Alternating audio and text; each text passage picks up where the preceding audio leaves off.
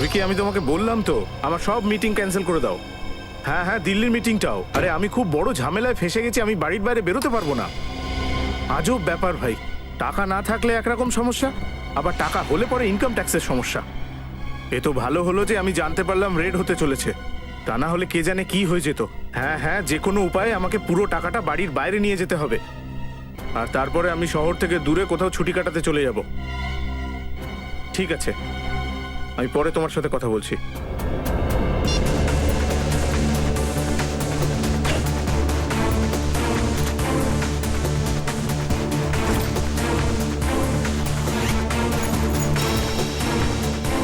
টাকা তো সব ঠিকঠাকই আছে মনে হচ্ছে।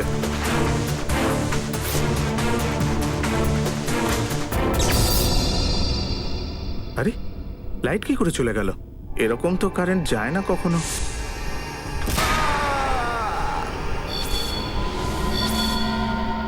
কে তুমি?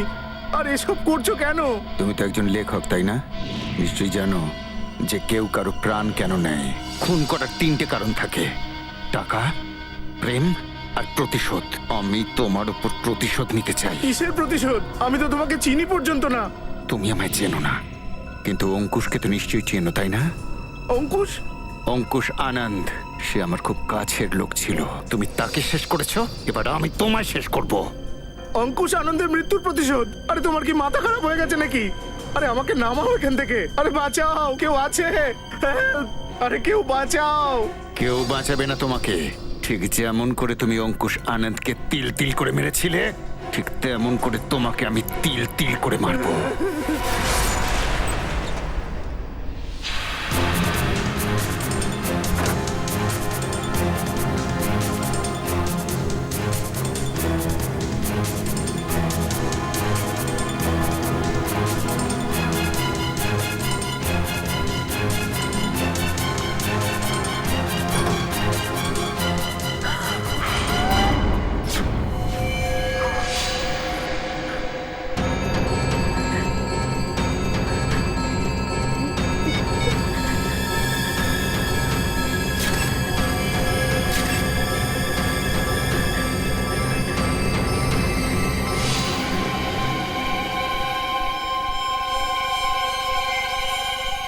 এটা আবার কি?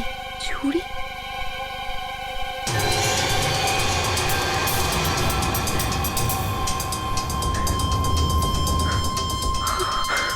এটা কি করলাম আমি? ছবি তুলতে গিয়ে ভুল করে ছুরিটাকে ধরে ফেলাম, এবার আঙুলের ছাপ এতে রয়ে যাবে তো।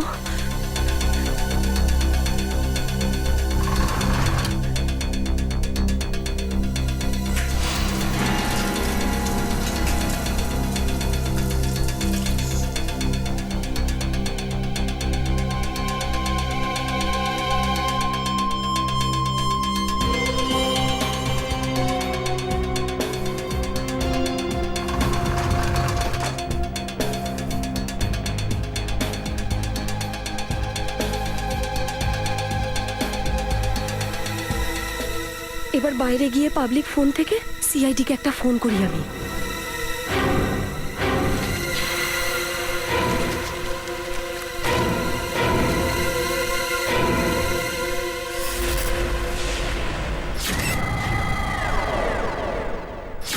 খুব নৃশংসভাবে মেরেছে একে।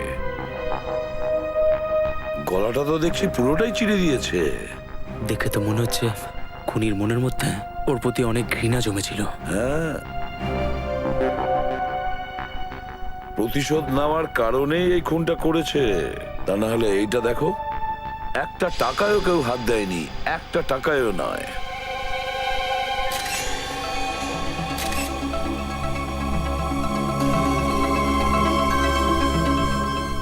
স্যার, হ্যাঁ, স্যার এই দেখুন, এই ছুরিটা ওই খাটের পেছনে পড়েছিল। স্যার, এই ছুরিটাতে তো এক ফোঁটা রক্ত লেগে নেই, একদম পরিষ্কার। শ্রেয়া, স্প্রে করে দেখো তো। স্যার,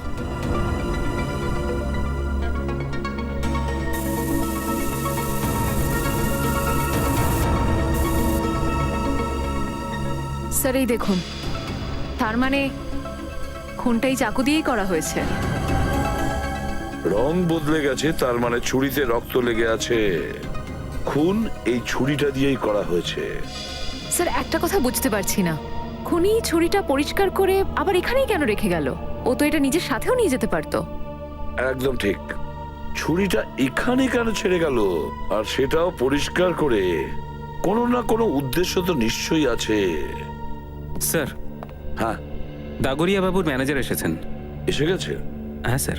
ঠিক আছে সচিন, বডিটাকে ফরেন্সিক ল্যাবে পাঠানোর ব্যবস্থা করো। স্যার। ওই ম্যানেজারের সঙ্গে দেখা করতে হবে।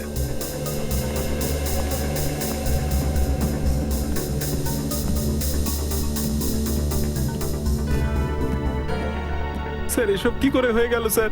আমি তো বিশ্বাসই করতে পারছি না স্যার। কালকে রাত্রেই তো আমার ওনার সঙ্গে ফোনে কথা হয়েছিল, তখন তো সবকিছু ঠিকই ছিল। দাগরিয়া বাবুর কারোর সঙ্গে কোনো ঝগড়া ছিল? কোনো শত্রুতা? না স্যার, যতদূর আমার মনে পড়ছে এরকম কোনো কথা তো কখনো ওনার কাছে শুনিনি। যে মেয়েটা আমাদের ফোন করেছিল সে কোথায়? স্যার মেয়েটা? হ্যাঁ, না স্যার, দাগরিয়া স্যারের ফ্যামিলিতে তো উনি ছাড়া আর কেউ নেই। দাগরিয়া স্যার একাই ছিলেন। তাহলে স্যার যে মেয়েটা আমাদেরকে ফোন করেছিল সে কি ছিল? স্যার ওই মেয়েটাই খুনি ছিল না তো? না শ্রেয়া, এই মেয়েটা তা হতে পারে না। লাশকে তুলে ওপরে ঝোলানো কোনো সহজ কাজ নয়, এটা কোনো মেয়ে করতে পারে না। স্যার আরেকটা কথা আমি বুঝতে পারছি না, এখানে যে খুন হয়েছে সেটা আমাদেরকে ইনফর্ম করার পর মেয়েটা নিজে কোথায় গেল? ভয় পেয়েছিল হয়তো, হয়তো ও এই জন্যই ল্যান্ডলাইন থেকে, আমি বলতে চাইছি কোনো পিসিও থেকে ফোন করেছিল। আচ্ছা, ওপরে যে টাকার ব্যাগটা ছিল, কি জানেন আপনি ওই টাকার ব্যাগটার সম্পর্কে? আসলে দাগরিয়া স্যার কালকে খুব টেনশনে ছিলেন। উনি জানতে পেরেছিলেন যে ওনার বাড়িতে ইনকাম ট্যাক্সে রেড হতে চলেছে, আর সেই জন্যই উনি ওনার সমস্ত মিটিং ক্যান্সেল করেছিলেন। আচ্ছা, হয়তো এই জন্য টাকাটাকে লুকোনোর চেষ্টা করেছিল দাগরিয়া বাবু। ব্যাস, ওই সময় খুনি আসলো আর দাগরিয়া বাবুকে মেরে দিয়ে চলে গেল।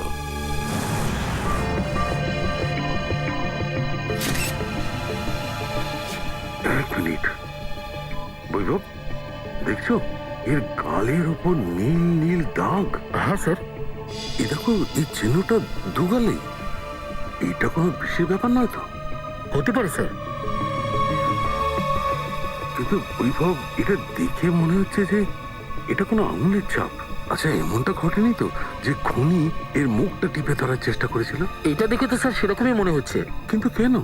আচ্ছা, এমনটা নয় তো যে খুনি এর মুখটা খোলার চেষ্টা করছিল? হতে পারে স্যার। এর মুখটা খুলে দেখতে হবে।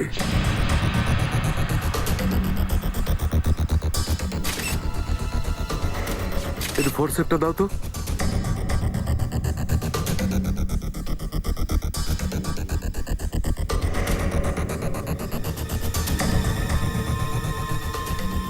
এই দেখো, এর মুখের মধ্যে এই কাগজের টুকরোটা।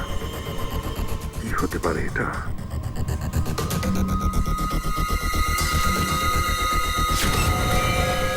অঙ্কুশ আনন্দ, এটা আবার কার নাম?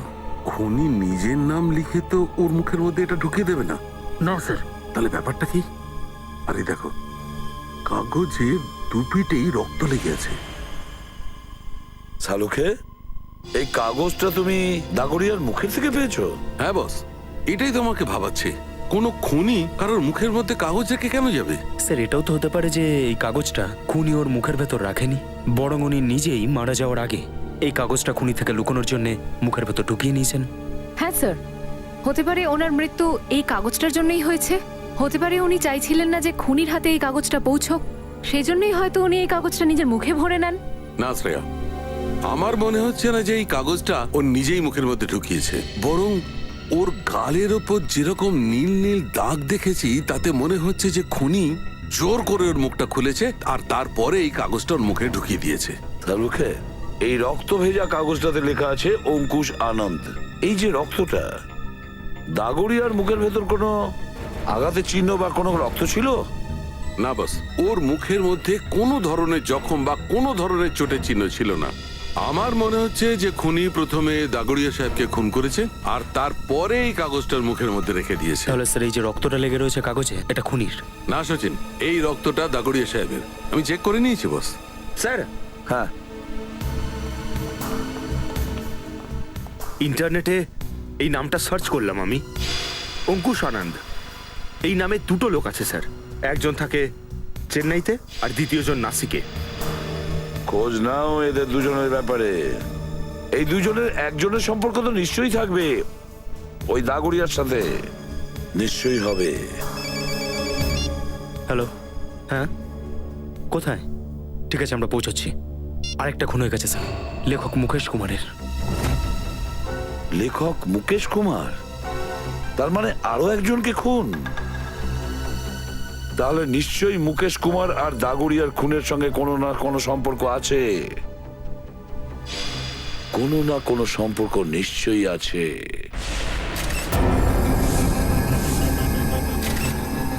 খুব নির্মম ভাবে হত্যা করা হয়েছে একে। সালুকে স্যার, এই গ্লাস বক্স এয়ারটাইটই তো? হ্যাঁ, ঠিকই বলেছ। কেউ বেচারাকে এই গ্লাস বক্সের মধ্যে জোর করে আটকে দিয়েছে, আর যেহেতু এই গ্লাস বক্সটা এয়ার টাইট, সেই জন্য এ বেচারি একটু অক্সিজেন পায়নি, আর অক্সিজেন না পাওয়ার কারণে বেচারির নিঃশ্বাস বন্ধ হয়ে গেছে আর মারা গেছে। হ্যাঁ স্যার, এখানে ওর হাতে লাগা আঘাতগুলো আর এই নখের ছাপ আর এর মধ্যে লেগে থাকা রক্তগুলো তো এটাই বলছে যে ইনি নিজেকে বাঁচানোর অনেক চেষ্টা করেছিলেন। একটা কাজ করি, এসো লাশটাকে বাইরে বার করি। Yes sir.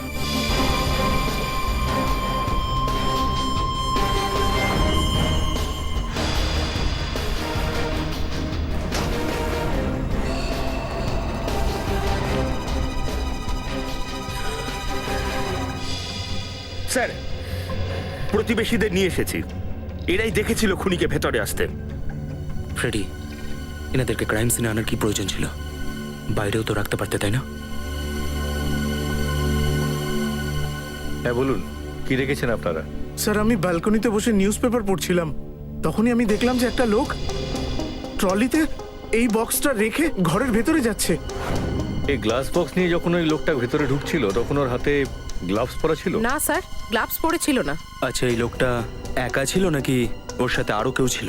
ও একাই ছিল। তুমি ওর মুখটা দেখেছিলে? স্কেচ করাতে পারবে? না স্যার, মুখটা তো মনে নেই। কিন্তু হ্যাঁ স্যার, ওর বাঁ কাঁধটাও বারবার নাড়াচ্ছিল, যেন কোনো কাঁপুনি লেগেছে।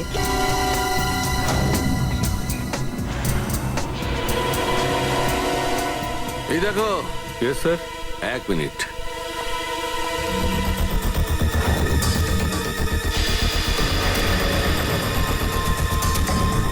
এই দেখো একটা কাগজ। এই লাশটার মুখের মধ্যেও একটা কাগজের টুকরো। এই কাগজের টুকরোটার মধ্যেও আবার অঙ্কুশ আনন্দের নাম লেখা নেই তো? দেখতে হবে।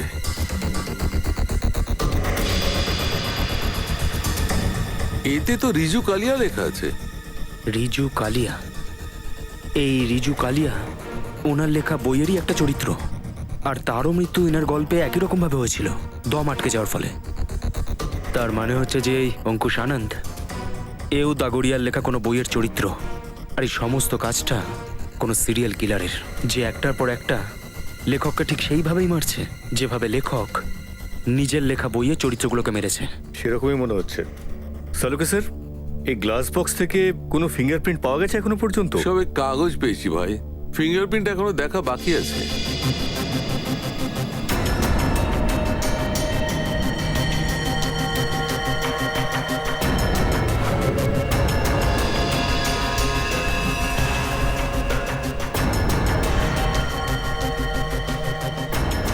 একটু ম্যাগনিফাইং গ্লাসটা দাও তো।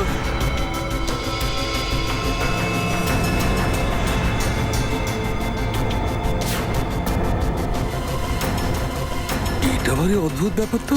অদ্ভুত ব্যাপার মানে? ফ্রেডি, আমি সারা জীবনেও আঙুলের ছাপের উপর ইংরেজি অক্ষর লেখা দেখিনি।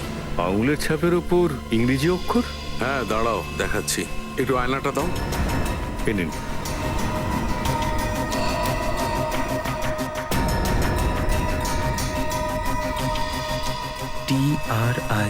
TRICON, ত্রিকোণ? কি হতে পারে স্যার? প্রতিবেশীরাও বলছিল এই গ্লাস বক্স নিয়ে যে লোকটা ঢুকেছিল সে হাতে গ্লাভস পরেনি। তার মানে এই অদ্ভুত আঙুলের চিহ্ন ওই লোকটারই হবে। আঙুলের মধ্যে ছাপা অক্ষর? ডক্টর সালুকে, এটা কিভাবে সম্ভব? সম্ভব হয় ফ্রেডি, বডি মডিফিকেশনের কারণে সম্ভব হয়।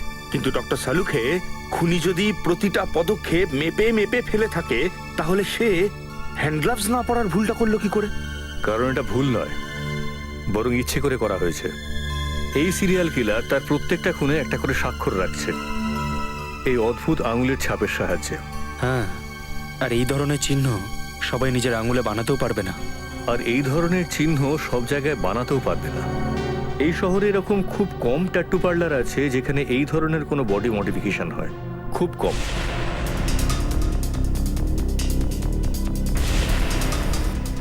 ইয়েস, এই বডি মডিফিকেশন আপনি করেছেন? No sir. এক্সকিউজ মি, এটা তুমি করেছো?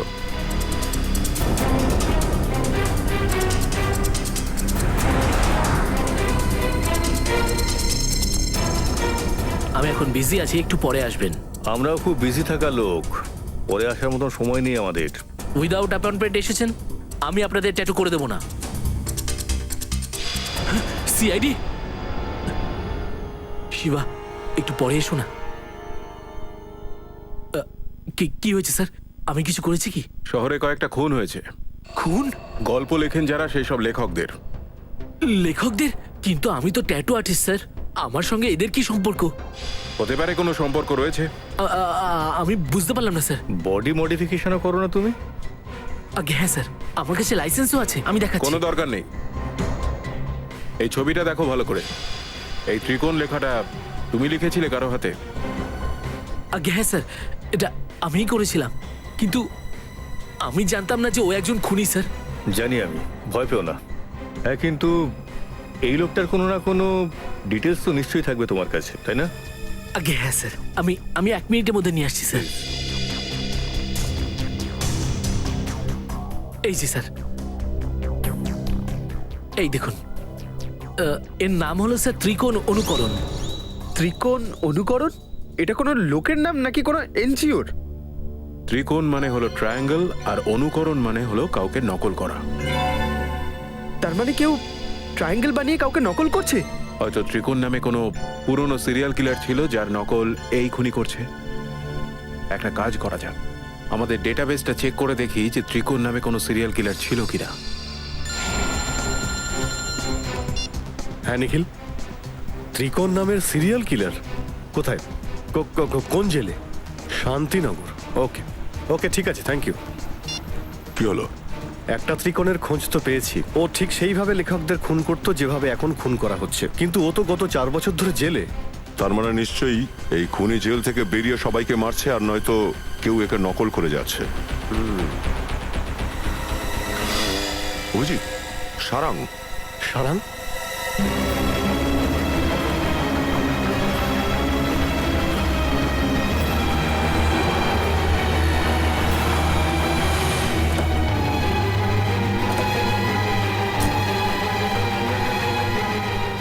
সারাং?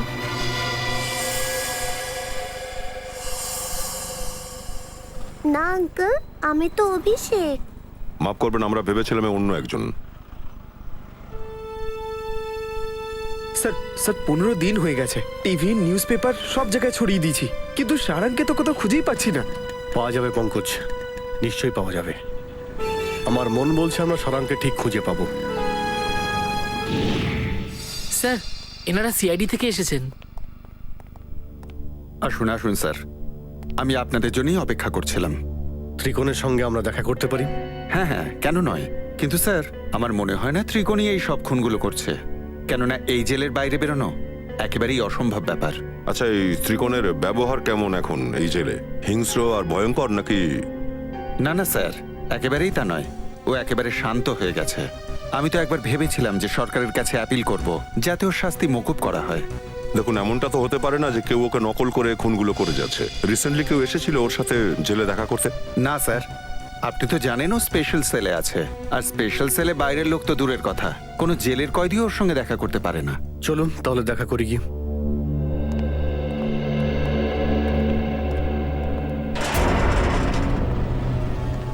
ত্রিকোণ, দেখো তোমার আজ কত আনন্দের দিন। এতগুলো বছর বাদে তোমার সঙ্গে সিআইডি লোকেরা দেখা করতে এসেছে। কি ব্যাপার জেলার সাহেব, আজ আপনার আইন আমার প্রতি এত দয়ালু কেন? দয়ালু আদৌ হয়নি, বরং এইটা ভাবতে পারো যে তোমাকে এটাই জিজ্ঞাসা করতে এসেছি যে জেলে বসে বসে তুমি আবার খুনের প্ল্যান কিভাবে করছো। আপনারাও অদ্ভুত কথা বলেন। এত বছর ধরে আমাকে এই জেলে বন্দি করে রেখেছেন, কিন্তু সন্দেহ করার অভ্যেসটা আজও আপনাদের গেল না। তাহলে সে কে হতে পারে যে লেখকদের খুন করছে, ঠিক তুমি যেমন করতে, আর কাঁধটা মাঝে মধ্যে তোমার মতো উঁচু করে? কে হতে পারে যে আমার মতো খুন করছে?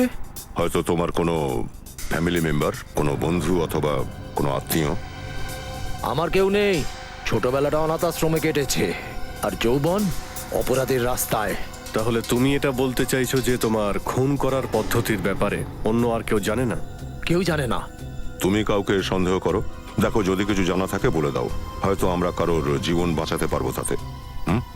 আপনাদের যদি সাহায্য করি আমার সাজা কমবে? সেটা আমরা কথা দিতে পারছি না, কিন্তু তোমার সাহায্যে যদি আমরা ওই নকল খুনিকে ধরতে পারি, তাহলে নিশ্চয়ই দরখাস্ত করব যাতে তোমার শাস্তি কম করে দেয়। ঠিক আছে, আমি ধরে নিচ্ছি আপনাদের কথাগুলো আপনারা আগামী দিনে মনে রাখবেন। আমার মনে হয় ও আমার লেখা পড়ে ঠিক আমার মতো করে খুন করছে। তোমার লেখা? হ্যাঁ, পড়াশুনো করতে করতে আমি বুঝতে পারিনি আমারও লিখবার শখ জেগেছে, আর আমি লিখতে শুরু করি। রোজ রাত্রিরে শোবার আগে আমি আমার ভাবনাগুলো ওই ডায়েরিতে লিখতে শুরু করি।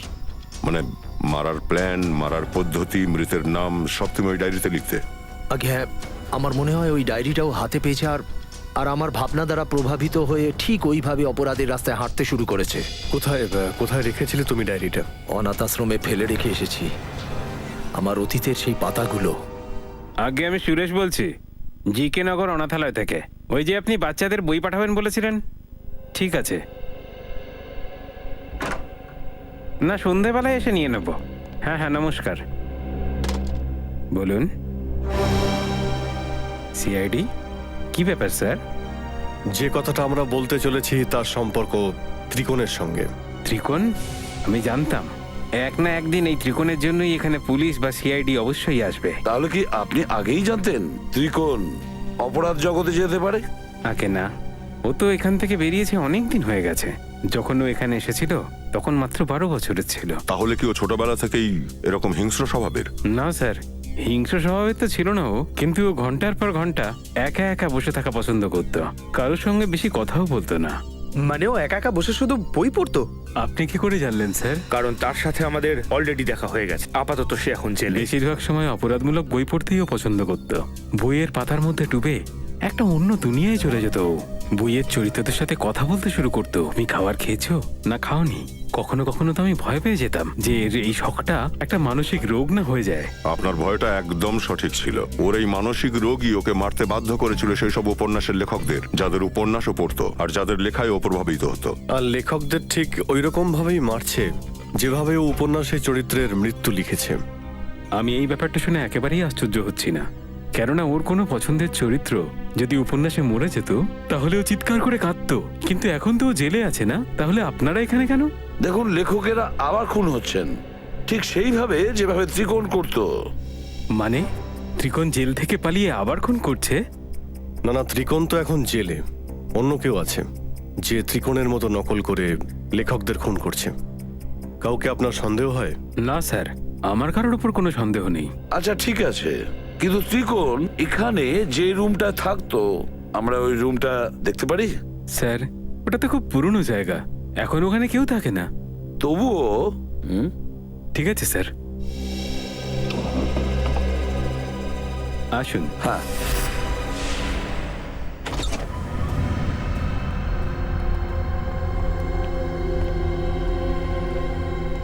তাহলে এটাই ত্রিকোণের ঘর। ম্যানেজার বাবু, ত্রিকোণের কাছে একটা ডায়েরি থাকতো, আপনি জানেন ওই ডায়েরির ব্যাপারে? না স্যার, আমরা তো এরকম কোনো ডায়েরি পাইনি, কিন্তু আপনি খুঁজে দেখতে পারেন স্যার। এখানে কিছু পুরনো বই পড়ে আছে, যদি ওর মধ্যে থাকে। দেখো তো ফেডরিক। এই বইগুলোকে এভাবে ফেলে রেখেছেন কেন? গুছিয়ে রাখতে পারতেন তো। এভাবে রাখলে উই ধরে যাবে তো এগুলোই। স্যার ক্ষমা করবেন স্যার, আসলে এই ঘরটার দিকে আমি একেবারেই নজর দিতে পারিনি।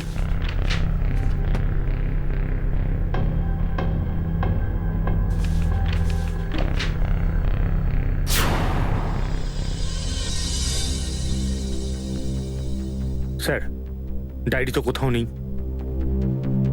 কিন্তু আমি কিছু দেখতে পেয়েছি স্যার। কি?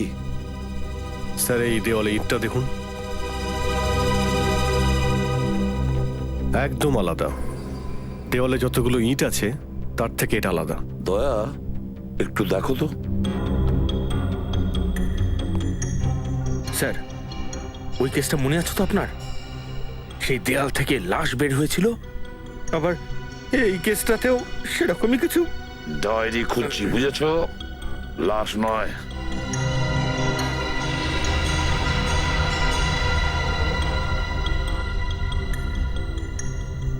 না ফ্রেডি, এখানে লাশ তো দূরের কথা, একটা বইও রাখা যাবে না। স্যার, এই দেখুন স্যার,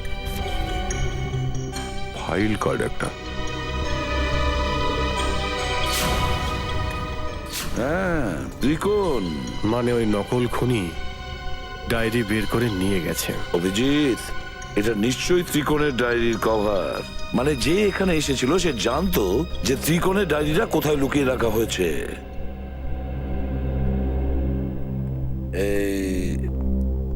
এইখানে ত্রিকোণের পরে কেউ থাকতো এখানে? হ্যাঁ স্যার, একটা ছেলে থাকতো, ওর নাম ছিল সুন্দর। এই সুন্দর পরে কখনো এসেছিল এখানে, এই রুমটাতে? হ্যাঁ স্যার, এসেছিল। কয়েক মাস আগেই আমার সঙ্গে দেখা করতে এসেছিল, আর কয়েকদিন এখানে ছিল ও নিজের পুরনো স্মৃতি রোমন্থন করার জন্য। আচ্ছা, সুন্দর। সুন্দরের ঠিকানা তো নিশ্চয়ই থাকবে আপনার কাছে।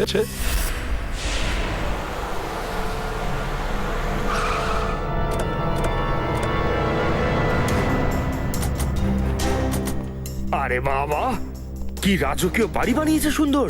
ভেতরে ঢুকে দেখা যাক আরো কি রাজকীয় রহস্য লুকিয়ে আছে ভেতরে।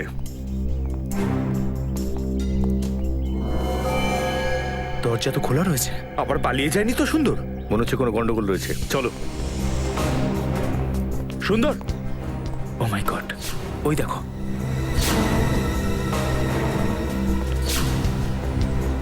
মনে হচ্ছে মারা গেছে।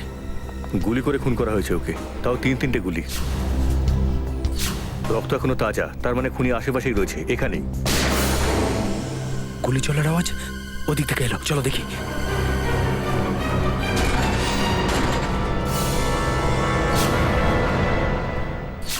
যাও ওদিকে।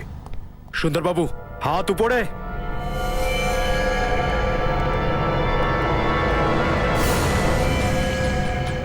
ও মাই গড, খুনি বাইরে। দিবা, বিক্রম, ধরো ওকে। মনে হচ্ছে উনি আমাদের কিছু বলতে চাইছেন। হ্যাঁ, ঠিক বলেছ।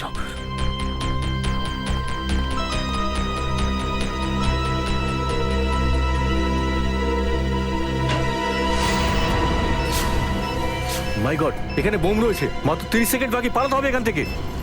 তাড়াতাড়ি চলো, তাড়াতাড়ি চলো এদিকে। চলো। না না, আমি আমার মিনাকে ছেড়ে যেতে পারবো না। মিনা! আরে দাদা, মিনা! কোথায় যাচ্ছেন? মরে যাবে। দাঁড়ান। হেই,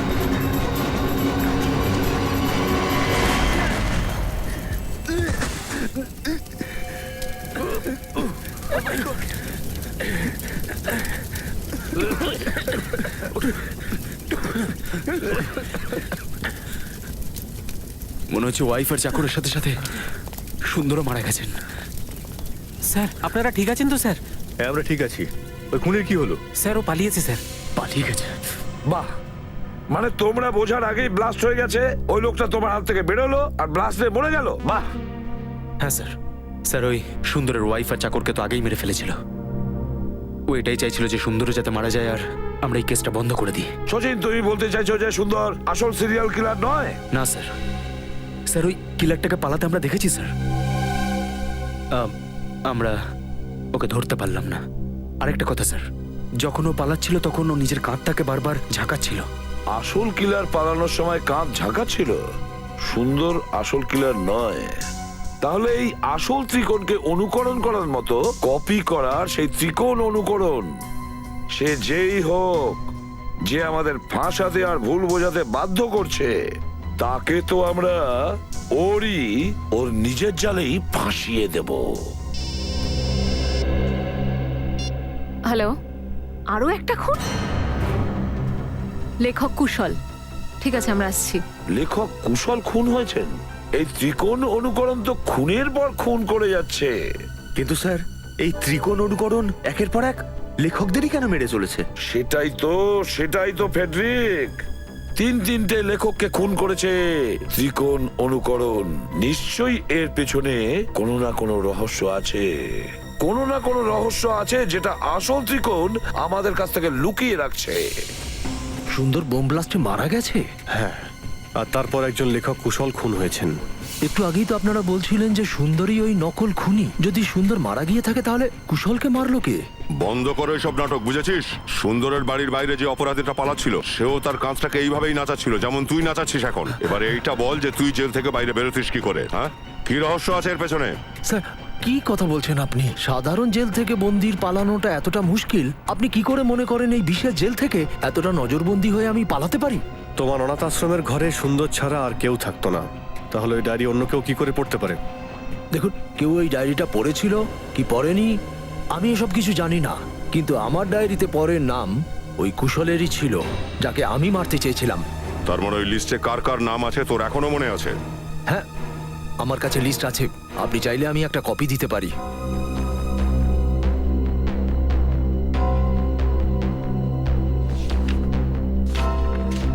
তোমার আগে দেওয়া উচিত ছিল, তাহলে আজকে কুশল বেঁচে থাকতো। আমি এটা তো ভাবতেও পারিনি। আশা করব আগামী দিনে কেউ মারা যাবে না। দীপক, শেষ নাম দীপকের।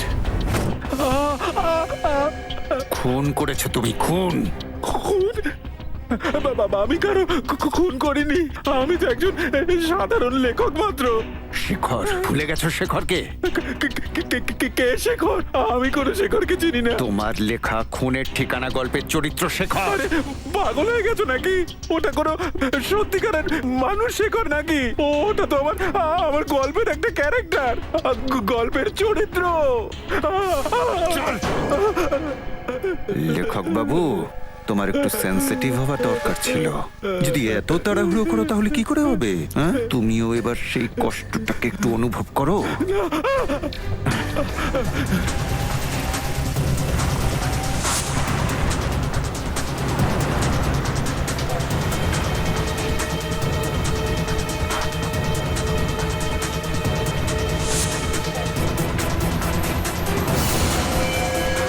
স্যার, স্যার, দীপক ছিল ওই গাড়িটাতে।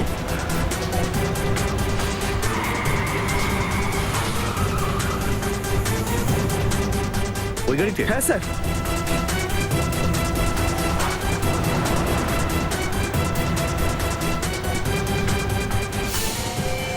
আজ এই টুকলিবাজ আমাদের হাত থেকে পালাতে পারবে না।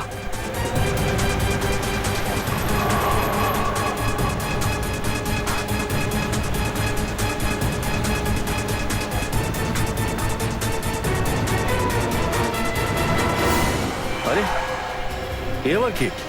কোনো মাতাল হবে স্যার, এর জন্য আমাদের হাত থেকে খুনিটা পালিয়ে যাবে। আরে,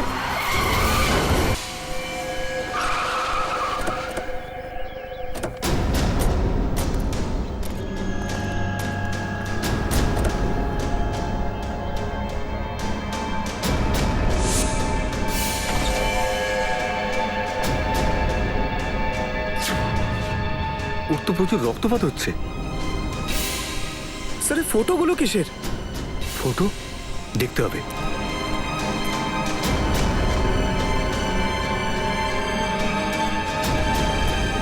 এই দেখো, এই ছবিগুলো কেসি দাগুড়িয়া ক্রাইম সিনের ছবিগুলো এর কাছে। এই ফটোগুলো ওর কাছে কি করে এলো স্যার? এ কোনো জার্নালিস্ট বা রিপোর্টার নয় তো? জার্নালিস্টদের তো ওখানে ভেতরে আসে অ্যালাউ করিনি। স্যার, তার মানে আমাদের পৌঁছানোর আগে এ ওখানে পৌঁছে গেছিল। হতে পারে পঙ্কজ, এটা সেই মেয়েটাই নয় তো যে আমাদের ফোন করে ডেকেছিল? ওর জ্ঞান ফেরানো খুব দরকার। দিব্যা, জলে ছিটে দাও ওর মুখে।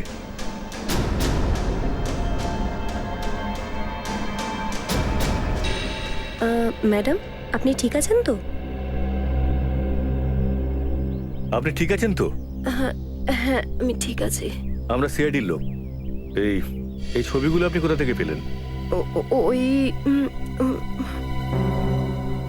দেখুন ম্যাডাম, যা আপনি জানেন তা আমাদের পরিষ্কার করে খুলে বলুন, নয়তো এই লেখকদের খুনে আপনিও জড়িয়ে যাবেন। দেখুন স্যার, আমি তো দাগুড়িয়া স্যারের অ্যাসিস্ট্যান্ট। উনি আমাকে হেল্প করছিলেন আমার প্রথম ক্রাইম নভেল লিখতে, কিন্তু সেদিন আমি যখন ওনার বাড়িতে পৌঁছলাম ততক্ষণে উনি খুন হয়ে গিয়েছিলেন। তখন আমার মাথায় একটা আইডিয়া এলো। আমি ভাবলাম যে আমি তো একটা এর ওপরে নভেল লিখতে পারি, তাই আমি আপনাদের পিছু করছিলাম এটা জানার জন্য যে আপনারা খুনিকে কিভাবে ধরেন। আপনি আমাদের অনুসরণ করছিলেন, তার মানে আপনি জানতেন যে আমরা কে? তোমার নভেলে এটাও নিশ্চয়ই লিখো যে তোমার জন্য খুনি পালিয়ে গেছে। দেখুন স্যার, আমাকে ক্ষমা করে দিন, আমি এসব কিছু জেনে শুনে করিনি। আমার গাড়ির ব্রেকটা হঠাৎ ফেল করে যায়, তাই। শুনুন, যদি আপনার এই ভুলের জন্য দীপককে কোনো কারণে মৃত্যুবরণ করতে হয় না, তাহলে এই আইন কখনো আপনাকে মাফ করবে না।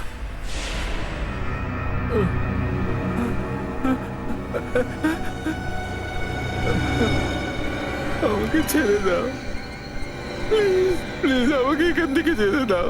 যেতেই তো দেব তোকে। খুব তাড়াতাড়ি তুইও শেখরের কাছে পৌঁছে যাবি।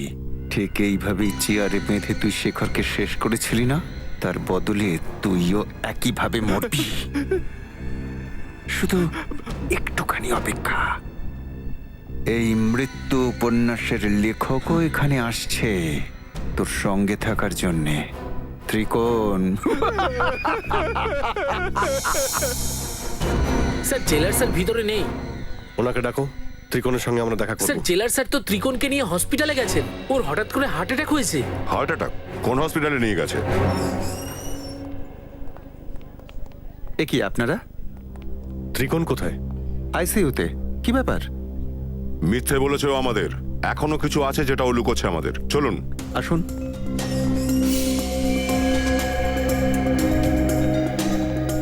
কোথায় ত্রিকোণ, কোথায়? আরে এইমাত্র এখানেই ছিল, কোথায় চলে গেল? স্যার ও হসপিটাল থেকে পালিয়ে যায়নি তো দীপককে মারার জন্য? কি করে এখান থেকে পালাতে পারে? এখানে কে ছিল? কোন ওয়ার্ড বয় ছিল? স্যার মকরন ছিল। এটা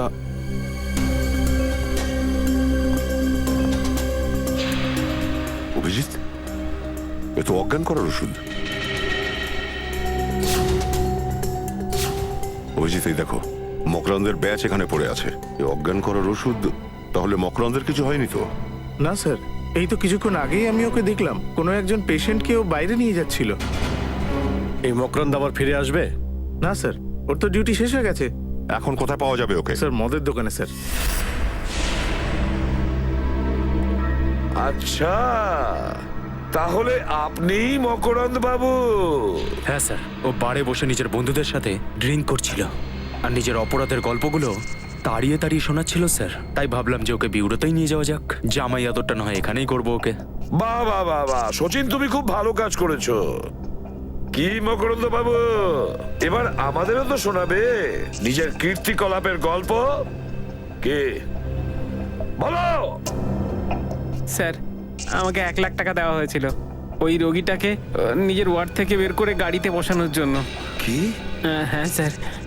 1 লাখ টাকার জন্য তুমি নিজেকে বিক্রি করে দিয়েছিলে? কে টাকা দিয়েছে তোমাকে? স্যার, এটা জিজ্ঞেস করবেন না। যদি ও জানতে পেরে যায় যে আমি ওর নাম বলে দিয়েছি তাহলে ও আমাকে। আচ্ছা, তা তোমার কি মনে হয় আমরা তোমাকে এমনিই ছেড়ে দেব? অনেক যত্ন আত্তি করবো তোমার, এমন যত্ন যে সারা জীবন মনে রাখবে। কি সচিন? একদম স্যার। আরে না না স্যার, এসবের কি দরকার স্যার? আমি বলছি তো স্যার, আমি বলছি না। তাহলে তাড়াতাড়ি বলো। এই বাড়িটাতে ভালো করে খোঁজো, খুব ভালো করে খোঁজো। দেখো কোথাও লুকিয়ে বসে আছে কিনা। কোনো না কোনো সূত্র তো নিশ্চয়ই পাওয়া যাবে।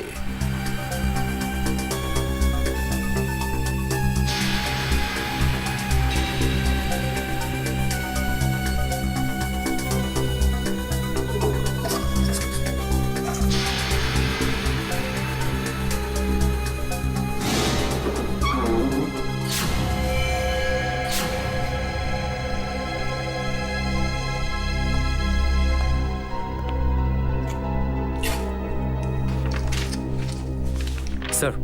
হ্যাঁ, এই দেখুন স্যার, এই ক্যাবিনেটটার পেছনে এটা লাগানো ছিল স্যার। কাগজ? হ্যাঁ স্যার, পেপারস এগুলো। ডায়েরির পাতা? আরে এ তো ত্রিকোণের ডায়েরির পাতা। এটাই তো আমি খুঁজছিলাম ওই অনাথ আশ্রমে। মাই গড! কি হয়েছে স্যার? শ্রেয়া, এতে লেখা আছে যে দীপক এদের শেষ লেখক। দীপক, যাকে ও মেরে ফেলতে চায়। তার মানে দীপকেরও প্রাণের ঝুঁকি আছে? শুধু দীপকের প্রাণই নয়, ওর নিজের প্রাণও। কারণ দীপককে মেরে ফেলার পর মনে হয় ওর জীবনের উদ্দেশ্য পূর্ণ হবে, আর তারপরে ও নিজেই নিজেকে মেরে ফেলতে চায়। তার মানে হচ্ছে স্যার এই নকল খুনি ত্রিকোণকে এই কারণেই হসপিটাল থেকে কিডন্যাপ করেছিল যাতে ওকে মারতে পারে। আর ওদের দুজনকে ওখানেই মারবে সচিন, ওখানেই মারবে যেখান থেকে লেখাটা শুরু হয়েছিল, ওই অনাথ আশ্রমে, ওই অনাথ আশ্রমের রুমটাতে। এটা কিন্তু ঠিক নয়, এর পরিণতি কিন্তু ভালো হবে না। তুমি আবার পরিণতির কথা কবে থেকে ভাবতে শুরু করলে ত্রিকোণ? আর এই পুরো খেলাটা তো তুমিই শুরু করেছিলে, আমি তো শুধুমাত্র সেটাকে শেষ করার চেষ্টা করছি। আমি যে জঘন্য অপরাধ করেছি তার জন্য কষ্ট পাচ্ছি। আমাদের দুজনকে মেরে তুমি সেই শান্তি পাবে না যার জন্য আমি এতগুলো খুন করেছি।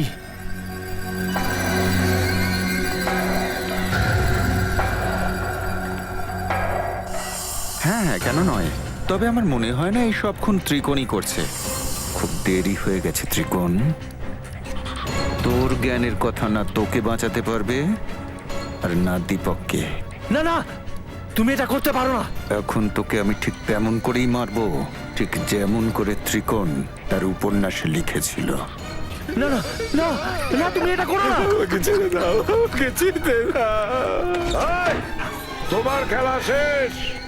আবার যদি কোনো চালাকি করিস না তুই, তোর এমন অবস্থা করবো তুই ভাবতেও পারছিস না। সিআইডি, তাহলে আমার মুখোশটা খুলেই গেল। এবার তো তোমরা আমার ফাঁসি দিয়ে তবে ছাড়বে। তাহলে বলুন, আমার ফাঁসি হওয়ার আগে এদের দুটোকে মেরে কাজটা শেষ করে নিই।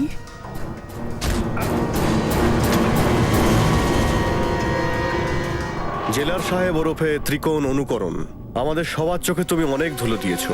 পরের গল্পটা আমরা তোমার মুখ থেকে শুনবো। বল তাড়াতাড়ি, কেন মেরেছিস তুই? আমি জানতাম আমার লেখায় ওই আকর্ষণ আছে, ওই শক্তি আছে যা ওই সব লেখকের লেখনীতে ছিল যাদের আমি খুন করেছিলাম। সেই জন্য ত্রিকোণ আমায় ওই অনাথ আশ্রমে পাঠিয়েছিল, যাতে ওর ডায়েরি থেকে আমি ওই লেখাগুলো পড়তে পারি আর ওর ফ্যান হয়ে যাই। আর এমন ফ্যান হয়ে যাই যাতে ও যা চায় তাই আমাকে দিয়ে করাতে পারে। জেলার সাহেবকে আমার ফ্যান বানানোর জন্য শুধুমাত্র একটাই উদ্দেশ্য ছিল, যাতে আমি আমার সাজাটাকে কম করাতে পারি। তাই আমি প্ল্যান করে ওনাকে খুন করার জন্য বাধ্য করেছিলাম, যাতে আপনাদের সহযোগিতায় আমি সুন্দরকে ধরিয়ে দিতে পারি আর আমার সাজাটাকে কম করাতে পারি। আর সুন্দরকে বলির পাঠা করার পরে আমি এটা বুঝতে পারি যে ত্রিকোণের স্বপ্ন কোনোদিন সফল হবে না। তার জন্যে কুশল, দীপক আর ত্রিকোণের প্রাণ নেওয়াটা জরুরি ছিল। তাই আমি ত্রিকোণের খাবার একটা ওষুধ মিশিয়ে দিই যাতে এর হার্টের সমস্যা হয়, আর তারপর ওকে হাসপাতাল থেকে কিডন্যাপ করি যাতে ওকে ওর লক্ষ্যে পৌঁছে দিতে পারি। যদি সিআইডি সুন্দরের লাশ পেয়ে যায়, হয়তো তারা সিরিয়াল কিলারকে খোঁজা বন্ধ করে দেবে।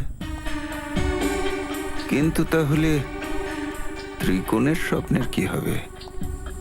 ওই সব লেখকদের খুন করে মোক্ষ লাভ করার স্বপ্ন না, আমি পুরো করব ত্রিকোণের স্বপ্ন। আমি ত্রিকোণকে হারিয়ে যেতে দেব না। ওই সব লেখকদের আমি মারব, আর মারার পর ত্রিকোণকেও আমি জীবনের মায়াজাল থেকে মুক্ত করে দেব, ঠিক যেমনটাও চাই। সুন্দর মরে যাবার পর আপনারা কুশলের মৃত্যু সংবাদ নিয়ে এলেন। আমি বুঝতে পারলাম এই জেলার কিন্তু কাউকে ছাড়বে না, এক এক করে সবাইকে মেরে ফেলবে আর শেষে আমাকে মেরে ফেলবে। তাছাড়া আর কি করব? তোমার লেখায় এতটাই জোর ছিল। তখন আমি বুঝতে পারি আমাকে যদি বাঁচতে হয় তাহলে শুধু একটাই রাস্তা আছে, সিআইডি যাতে তোমার কাছে যায়, দীপকের বাড়ি। বাহ বাহ বাহ বাহ, আইনের রক্ষক, বাহ। আর এরকম নিকৃষ্টতম কাজ একজন অপরাধীকে সাহায্য করেছো তুমি। আমি জানতাম যে সিআইডি কোনো না কোনো দিন পুরোটা জানতে পেরে যাবে, কিন্তু আমি কি করব?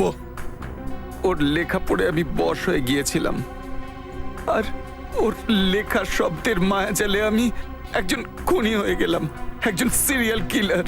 চুপ! বাজে কথা, বাজে কথা বলছো তুমি।